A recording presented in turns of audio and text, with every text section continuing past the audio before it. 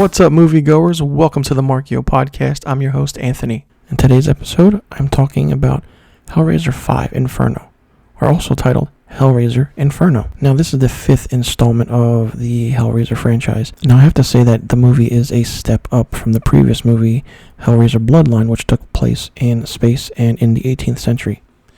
The interesting factor about this movie was that it was directed by Scott Derrickson. Now, Scott Derrickson is also the director of the Doctor Strange movie for Marvel. So he started off by directing this movie when it came out in 2000.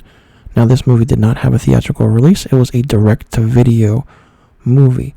Back then in the 2000s, you had direct-to-video. We didn't have on-demand. We didn't have any streaming services. You would go to your local Blockbuster or your local West Coast video store and pick this up and check it out. Now, the movie stars Doug Bradley, who returns in the role of Pinhead. It also stars Craig Schaefer and James Remar.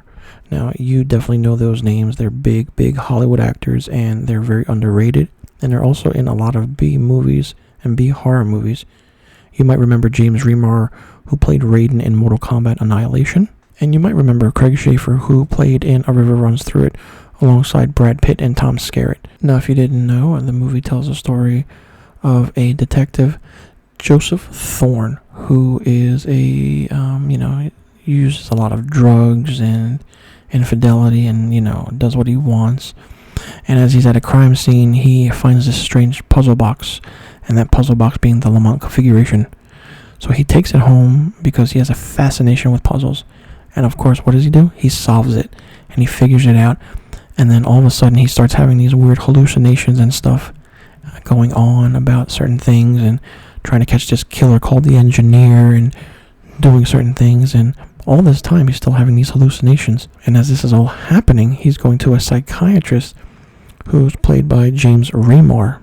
Now, later on in the movie, as the movie's happening, there is one of the craziest twists and turns of any horror movie or Hellraiser movie that you've seen and that you will see. I don't want to give too much away because it's a big spoiler. But if you've seen the movie, wow, right? I mean, unexpected, it was crazy. It was insane. And as this movie goes on, the story differs in a way. We don't know what's happening. We don't know if it's reality or if it's all in his mind. And the movie is 99 minutes long. It's the longest in the franchise up to this point, while the other movies were close to 93 minutes long, and the shortest was Hellraiser Bloodline at 85 minutes long. Now, Clive Barker confirmed in a 1996 interview that he wanted to do a fifth installment in the series, while the film screenwriter Peter Akins claimed that there have been reshoots to leave room for at least 2 more sequels. So you could say that they were looking at Pinhead being only in 2 more movies after this one being 6 and 7.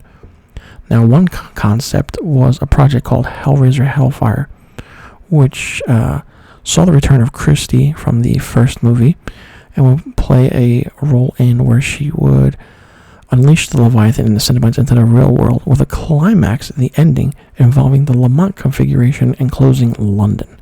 Now, while Clive Barker was in negotiations to return as executive producer in 1999, he was ultimately dropped from production due to creative differences with the studio and was barred from providing any sort of assistance on the film. Now, here's the thing. That's where it's got bad. If you throw Clive Barker aside, then you know the movie's going to be bad. But however, the movie was actually, story-wise, was really good and made up for how bad Bloodline was. Now, director Scott Derrickson was given $10,000 to direct a single scene from the film. They hired him as director, and Doug Bradley has since claimed that Broadman's and Derrickson's script was originally not intended as a Hellraiser sequel, and that it was rewritten to provide connections to the series. So Doug Bradley, who plays Pinhead in all these movies, is a great actor, phenomenal actor, and he tells it like it is. And as he does so, he tells the truth. He says what's going on, what happens behind the scenes. And you want to, listen to his stories of any interviews or podcasts that he does, because he's very, minded and knows what he's talking about when it comes to horror movies and when it comes to all the Hellraiser movies that he's been in.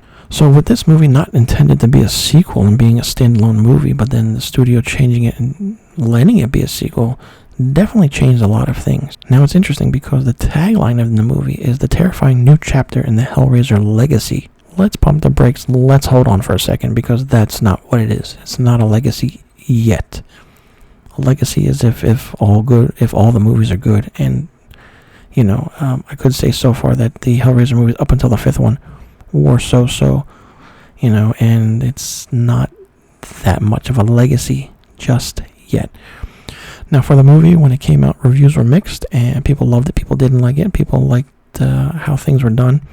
But people did praise Scott Derrickson's directing, and he was the next big horror director. And later on, he did get his big break in Marvel with directing the Doctor Strange movie. So what did you think of Hellraiser Inferno? If you saw it, if you checked it out, let me know in the comment section below. And do you think this is the best film in the franchise? And if you did see it, what did you think of the twist ending and the twist that happened in the movie? And did you, figure it out before it happened? Because as I was watching it, I didn't figure it out until maybe a couple scenes before, and the reveal, so-called, appeared, and it was really good and it was really well done.